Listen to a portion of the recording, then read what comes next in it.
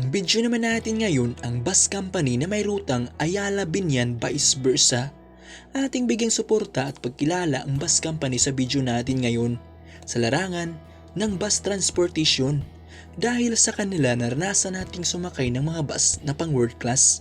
Ating alamin anong uri o klase ng mga bus mayroon na sila ngayon, kung sino ang may-ari at ang kailan na itatag ang kumpanya. Pero bago tayo nagsimula sa ating video, intro muna tayo mga kabus fanatics. Kung bago ka pa sa aking channel, please subscribe, hit the notification bell for more video. Ang BBL ay isang city bus company sa bansa. Ang kumpanya ay isa sa matagumpay na bus company sa kasulukuyan. Ang BBL ay nagpapatakbo ng mga air-conditioned bus mula noon hanggang ngayon na itatag ang kumpanya noong 1970s.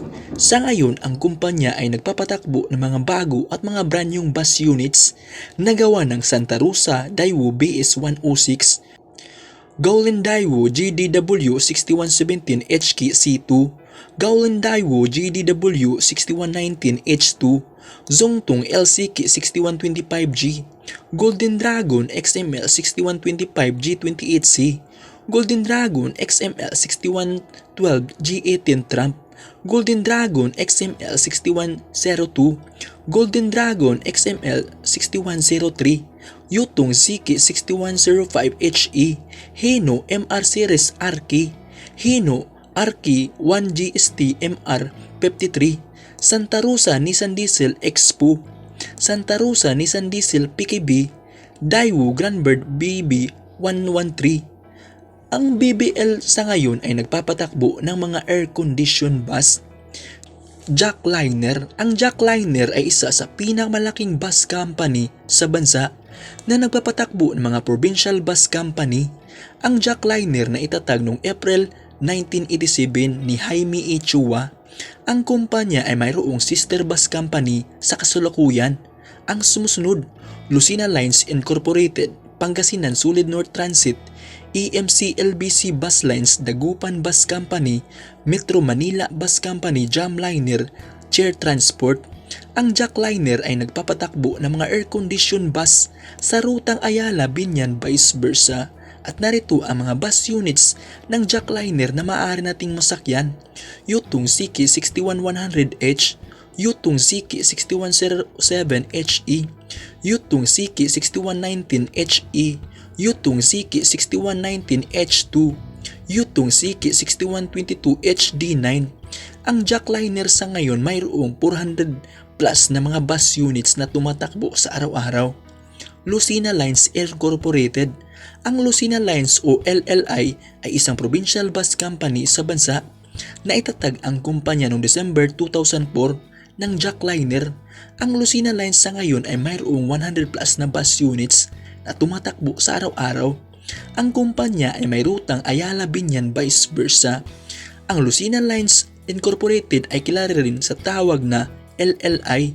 Ang kumpanya din ay mayroong sister bus company ang sumusunod: Jackliner, Pangasinan Sulid North Transit, EMC LBC Bus Lines, Dagupan Bus Company, Metro Manila Bus Company, Jamliner, Chair Transport. Ang mga bus units ng Lucina Lines na maaari nating masakyan sa ating pagbiyahe ang sumusunod: Yutong ZK 61100H, Yutong ZK 6107 HE, Yutong ZK 6122 HD9, Kinglong XMQ 6118 GB, at mga Hino buses. Jamliner. Ang Jamliner ay isang provincial bus company sa bansa na nagpapatakbo ng mga air-conditioned bus. Naitatag ang kumpanya noong April 17, 1968 ni Artemio Mercado kasama ang kanyang asawa ni Josepina Mercado. Ang Jamliner dati ay mahigpit na kakompetensya ng Jackliner. Pero noong 2021, ang Jamliner ay nabili ng Jackliner. Sa pamamahala ng Jackliner, sa ngayon ang Jamliner ay nagpapatakbo na ng mga Yutong buses at Kinglong bus. Ang Jamliner sa ngayon ay sister bus company na ng Jackliner, Pangasinan Sulid North Transit, EMC LBC Bus Lines, Dagupan Bus Company, Metro Manila Bus Company LLI, chair transport. Ang bus units ng Jamliner sa ngayon ay binubuo ng mga air-conditioned bus na gawa Santa Rosa UD Trucks PKB 212N, Santa Rosa Daewoo BS120S, Santa Rosa Daewoo BB115, Santa Rosa Daewoo BS106, Santa Rosa Daewoo BF106, Yutong Siki 6107HE, Yutong Siki 6119H2, Kinglong XMQ 6112Y. At yan ang apat na bus company na may rutang Ayala Binyan vice versa. Happy travel mga kabus fanatics. Hanggang dito na lang. Hanggang sa susunod nating mga video.